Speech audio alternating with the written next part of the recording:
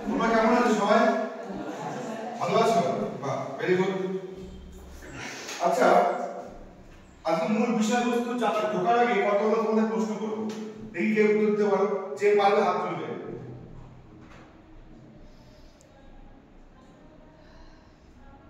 বলো তো কোষ কত প্রকার? কে বলতে পারবে? বলো। কি কি? ভেরি গুড, খুব সুন্দর বলেছো। বসো। তুমি বলো ইউক্যারিওটিক কোষের মধ্যে কি দেখতে পাওয়া যায়? কে বলতে পারবে? সৌরভ বলো। সে ইউক্যারিওটিক কোষে কোষ প্রাচীর থাকে, নিউক্লিয়াস থাকে। নিউক্লিয়াস থেকে কোষ গঠন থাকে। অনেক লোক থাকে। আচ্ছা, বসো। এদিক থেকে বলো।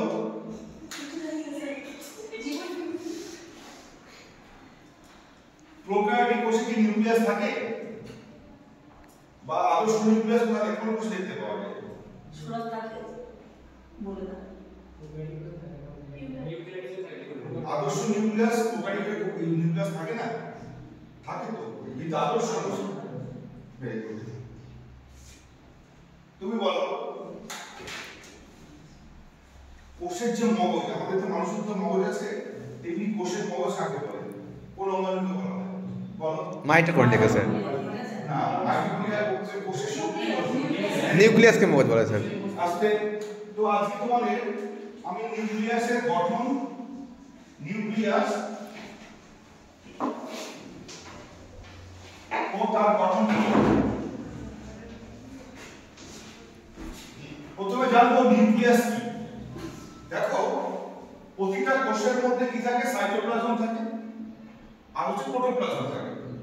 একটা কোষে জীবন্ত যে অংশ, ধরো একটা যে কোষ হয়, সেই কোষের মধ্যে একটা জীবন্ত অংশ হচ্ছে, সেটাকে বলে প্রোটোপ্লাজম।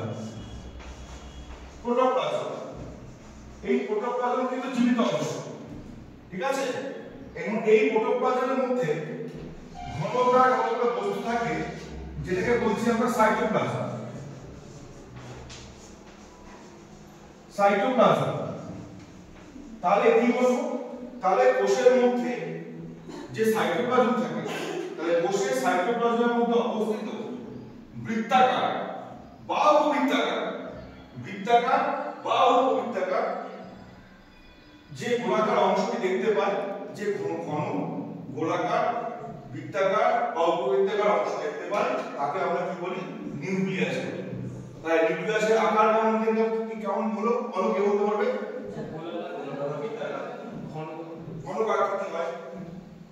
এখন এই যে প্রতিটা কোষের মধ্যে কিন্তু আমরা একটা করে নিউক্লিয়াস থাকবে। যতগুলো কোষ দেখতে পাচ্ছ, যদি আমরা আদর্শ কোষের ক্ষেত্রে বলছি, যেটা এই যে ছবিটা দেখতে পাচ্ছি, এটা কিন্তু ইউক্যারিওটিক কোষের ছবি, ঠিক আছে? আমি আসছি ছবিটা পরে। তো প্রত্যেকটা অংশে আমরা দেখতে পাচ্ছি যে একটি করে নিউক্লিয়াস থাকে, কিন্তু কিছু কিছু শৈবাল আছে, যেমন হচ্ছে শৈবাল আছে, কিছু ছত্রাক আছে, তাদের মধ্যে কিন্তু একাধিক নিউক্লিয়াস থাকে। তাদের মধ্যে একাধিক নিউক্লিয়াস থাকে। তাহলে কেউ জানো যে একাধিক নিউক্লিয়াস যুক্ত কোষকে কি বলে? কেউ কি জানো? কেউ বলতে পারবে একাধিক নিউক্লিয়াস যুক্ত কোষকে কি বলে? একাধিক নিউক্লিয়াস যুক্ত কোষকে বলা হয় আমাদের সিনোসাইট। সিনোসাইট, তাই তো? তাহলে এই সিনোসাইট মানে একাধিক নিউক্লিয়াস যুক্ত কোষকে আমরা সিনোসাইট বলি। এই সিনোসাইট দেখতে পাওয়া যায় বিভিন্ন প্রকার শৈবাল এবং ছত্রাকে, তাই তো?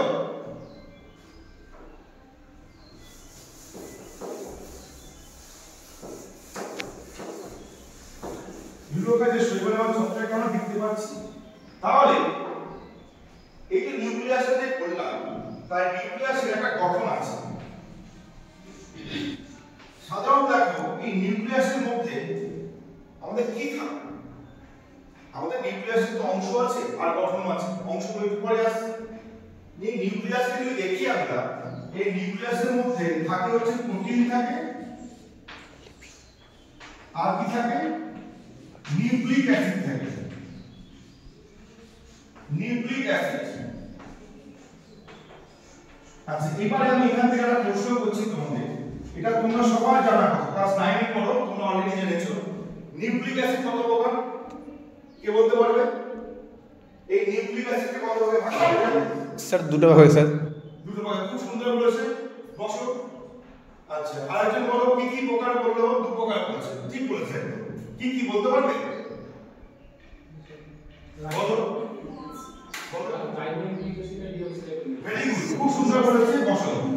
RNA and DNA. যেটাকে বলছে রাইবোনিউক্লিক অ্যাসিড, আর একটা থাকছে হচ্ছে ডিএনএ। ঠিক আছে, এই দুটো কিন্তু নিউক্লিক অ্যাসিড। হ্যাঁ, তাহলে এই নিউক্লিক অ্যাসিড থাকছে আর প্রোটিন থাকছে। এখন আরেকটা প্রশ্ন হতে পারে, অনেক সময় দেয় এই যে প্রোটিনটা, এই প্রোটিনটা কি প্রোটিন থাকে?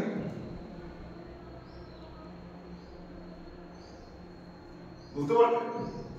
এটা প্রোটিনটা হচ্ছে একটু কোশ্চেন হয়ে গেল। এর মধ্যে থাকে হিস্টোন থাকে। হিস্টোন নামক প্রোটিন থাকে। ঠিক আছে, এবার দেখো এটা হলো নিউক্লিয়াসের মধ্যে কি কি উপাদান থাকছে। নিউক্লিয়াসের মধ্যে কি কি উপাদান থাকছে? প্রোটিন থাকছে আর নিউক্লিক অ্যাসিড থাকছে। তাই নিউক্লিক অ্যাসিড কত প্রকার পেলাম আমরা? দুই প্রকার পেলাম। আচ্ছা, এই চার্টটা তোমরা সবাই দেখতে পাচ্ছ? চার্টটা কিন্তু ছোট হয়ে গেছে, এটা বড় হবে।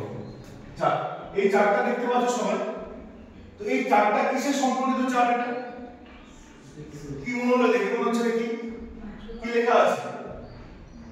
নিউক্লিয়াস না, উপরে হেডিং কি লেখা আছে? নিউক্লিয়াস লেখা আছে। ঠিক আছে, নিউক্লিয়াসকে তাহলে কতগুলো ভাগে ভাগ করা? দেখো এই একটা ছবি দেখতে পাচ্ছ, নিউক্লিয়াস। নিউক্লিয়াস দেখো, এই নিউক্লিয়াসের একদম বাইরের দিকে একটা অংশ আছে, যেটাকে কি বলি জানো ভাই? এই যে আমাদের চামড়া দেখতে পাচ্ছ তো, এই যে আমরা হাড় আছে, তাই তো? এই হাড়ের উপর দিয়ে কি আছে? চামড়া তো। তেমনি এখন নিউক্লিয়াসের উপর দিয়ে একটা আবরণ দেখতে পাচ্ছ? এই যে আবরণ দেখতে পাচ্ছ, এটাকে কি বলা হয় জানো? কি লেখা আছে ওখানে? নিউক্লিয় মেমব্রেন। তাহলে প্রথম যে অংশটা পাচ্ছি সেটা কি? নিউক্লিয় পর্দা বা মেমব্রেন বলতে পারো। অনেকে পর্দা বলে, অনেকে মেমব্রেনও বলে। নিউক্লিয় পর্দা বা মেমব্রেন। তারপর কি দেখতে পাচ্ছি দেখো? তারপর দেখো এই দেখো এই অংশটা, এটা ঘন গোলাকার একটা ঘন একটা অংশ আছে এখানে, ছোট্ট একটা অংশ। এটাকে বলা হয়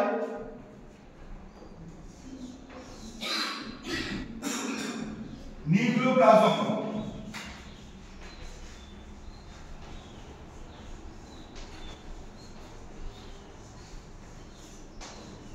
নিউক্লিওপ্লাজম।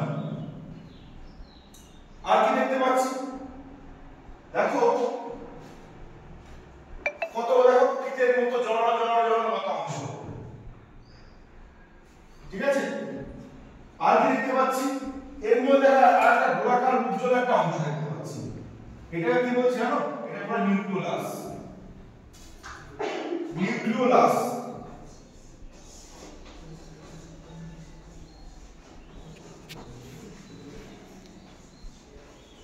তাহলে বলতো নিউক্লিয়াসের কত অংশ পেলাম আমরা? তিনটে অংশ। কি কি পেলাম? নিউক্লিয় পর্দা বা মেমব্রেন, নিউক্লিওপ্লাজম আর হচ্ছে নিউক্লিওলাস। এবার আমরা প্রত্যেকটা অংশগুলোকে এক করে আমরা ডেসক্রাইব করব।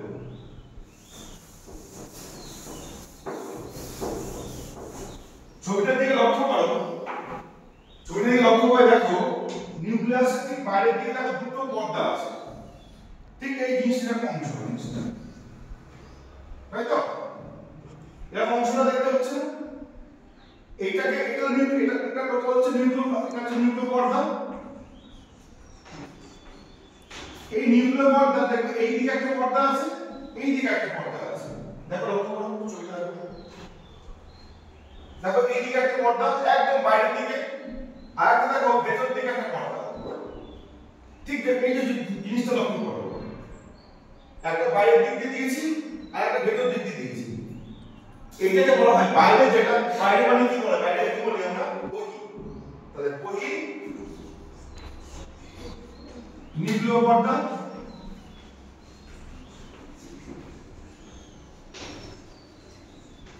আর ভেতরটা ভেতরটাকে কি বলা হয়, অন্তঃনিউক্লিয় পর্দা। অন্তঃনিউক্লিয় পর্দা।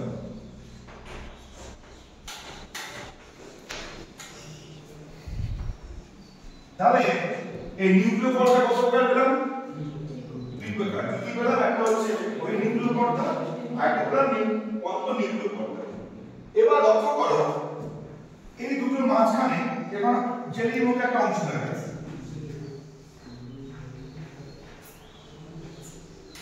জানো না, ফাঁকা জায়গা,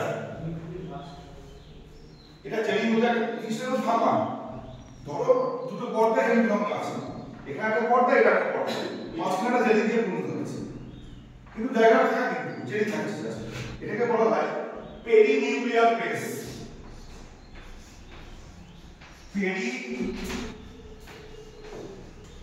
পেরিনিউক্লিয়ার স্পেস। আচ্ছা বলো তো, তাহলে এই তো নিউক্লিয় মেমব্রেন, এর কাজটা কি জানো? স্যার নিউক্লিয়াসটাকে রক্ষা করা বাইরে থেকে। বাহ, ভেরি গুড। নিউক্লিয়াসটাকে বাইরে থেকে রক্ষা করে, যেমন আমাদের চামড়া কি করে, আমাদের বর্ম হিসেবে কাজ করে। রক্ষা করছে, একদম স্যার। ঠিক তাই নিউক্লিয়াস কি করছে, বাইরের যে আঘাত থেকে রক্ষা করছে। খুব সুন্দর বলেছো সিদ্ধান্ত।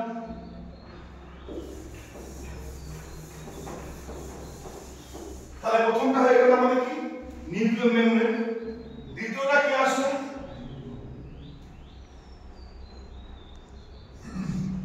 নিউক্লিওপ্লাজম।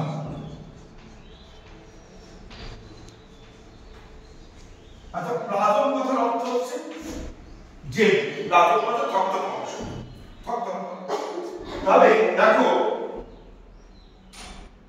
তোমার নাস্তা কি আছে, চোখে এলার্জি আছে, দেখো একটু ভালো করে লক্ষ্য করো, খুব সূক্ষ্মভাবে চোখে লক্ষ্য করবে।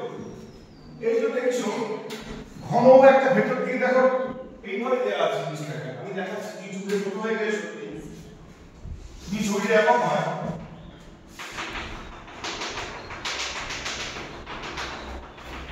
এরকম ভাবে ঘন একটা অংশ আছে, এটাকে বলছে নিউক্লিওপ্লাজম। নিউক্লিওপ্লাজম মানে থকথকে যে অংশ। আমরা জেলি দেখে সবাই জেলি খাই, তোমার বাড়িতে সময় জেলি খেয়েছো, জেলিদের বড় জেলিদের পাউডার খেয়েছো, ঠিক আছে, বা বিয়ে বাড়িতে যাও দেখবে কি হয়, জেলিগুলো চাটনি করে থকথক থকথক করে জিনিসটা, তাই না? ঠিক তাই নিউক্লিওপ্লাজম অর্থাৎ নিউক্লিয়াসের মধ্যে যে জেলির মতো যে অংশ, থকথকে যে পদার্থ, সেটাকে কি বলা হয়, নিউক্লিওপ্লাজম। এখন এই নিউক্লিওপ্লাজমের মধ্যে কি হয় দেখো, এই নিউক্লিওপ্লাজম দেখলাম, এর মধ্যে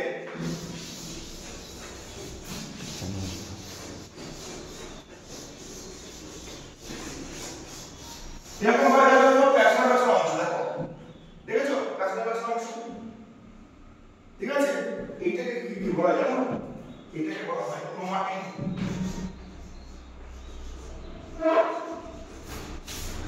ক্রোমাটিন, এখান থেকে কিন্তু ক্রোমোজোম তৈরি হচ্ছে, এখান থেকে কিন্তু ক্রোমোজোম তৈরি হচ্ছে। তাই নিউক্লিওপ্লাজমের মধ্যে দেখবে কত ছোট জালিকার মতো যে অংশগুলো, সেটাকে বলতে হয় ক্রোমাটিন জালিকা। ক্রোমাটিন জালিকা। আচ্ছা,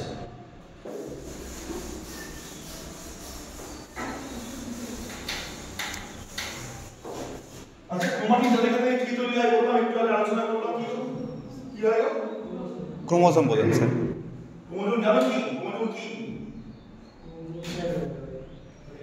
জিন হতে পারে একটা বস্তু যেটা পরবর্তী বংশ উৎপন্ন করতে সাহায্য করে। হ্যাঁ, ঠিকই বলেছো যে ক্রোমোজোম, ক্রোমাটিন থেকে আমাদের ক্রোমোজোম তৈরি হয়। এই ক্রোমোজোমের মধ্যে কি থাকে, জিন থাকে, যেটা হচ্ছে আমাদের বংশগতির ধারক এবং বাহক, ঠিক আছে? এবার দেখো পরের অংশ লক্ষ্য করো, দেখো এই যে জল অংশটা, এটা জল জল হচ্ছে একটা অংশ এখানে, এটাকে বলছে হবে নিউক্লিওপ্লাস্ট। অর্থাৎ নিউক্লিয়াসের ভেতরে যে গোলাকার যে উজ্জ্বল যে অংশটা থাকে সেটাকে বলছে আমাদের নিউক্লিওলাস। ঠিক আছে, এটাকে বলছে আমাদের নিউক্লিওলাস। এটা হচ্ছে আমাদের নিউক্লিওলাস।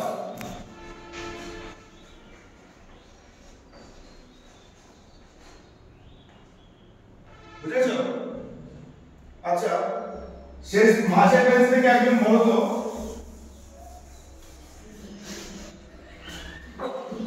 মাঝের বেঞ্চ থেকে একজন বলো যে নিউক্লিয় যে মেমব্রেন বললাম এর প্রধান কাজটা কি? সুন্দর করে বসো। আরেকজন বলো দেখি যে নিউক্লিয়াসের বহিঃপর্দা এবং অন্তঃপর্দার মধ্যবর্তী অংশকে কি বলে? বহিঃপর্দা। এটা কি বললাম না, এই যে মাঝখানে এই যে ভেতর যে ফাঁকা যে অংশটা কি বলে? কি বলেছিলাম? পেরিনিউক্লিয়ার বেস বলো। তাহলে দেখো এই গঠন নিউক্লিয়াস পাওয়া থেকে কিন্তু আমরা অনেক কিছু পেলাম। তাহলে এর কাজটা কি হবে? এর প্রধান কাজ, নিউক্লিয়াসের প্রধান কাজ কি? কোষকে নিয়ন্ত্রণ করে। এই জন্য কোষকে আমরা কোষের মস্তিষ্ক বলা হয়। তাহলে প্রধান কাজ হচ্ছে কি? কোষের সমস্ত যে বায়োলজিক্যাল যে জৈবিক প্রক্রিয়া আছে সমস্ত কোষে সেটাকে নিয়ন্ত্রণ করে। আর বংশগতির বাহক এবং ধারক হিসেবে কাজ করে। যেহেতু কেন বলছে? যেহেতু নিউক্লিয়াসের মধ্যে যে প্রোটিন তালিকা থাকে সেখান থেকে আমাদের ক্রোমোজোম তৈরি হয়। আর ক্রোমোজোম আমরা সবাই জানি, ক্রোমোজোম হচ্ছে বংশগতির ধারক এবং বাহক। বোঝা গেছে? বুঝতে পেরেছো সবাই? তাহলে আমি তাহলে এবার এখান থেকে কোনো প্রশ্ন করে দিই, তোমরা কেমন শিখেছো আজকে পড়া? বলো তো সিনোসাইট কাকে বলে? কি সিনোসাইট কি? কাকে বলে সিনোসাইট? একাধিক নিউক্লিয়াস থাকলে কি বলে থাকে? সিনোসাইট। আচ্ছা,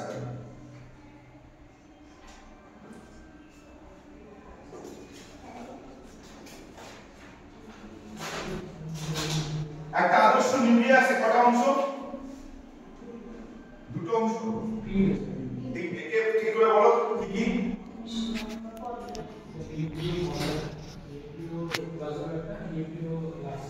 খুব সুন্দর বলেছো, ভেরি গুড। এই হচ্ছে বড়। তার মানে কি? দেখো ফিডব্যাক দিয়েছি, কোশ্চেন করেছি, বোর্ড ওয়ার্ক করেছি, টিচিং এর শো করেছি। ঠিক আছে, বলো, কমেন্ট করো। বলুন কোথায় কি ভুল বলতে পেরেছেন?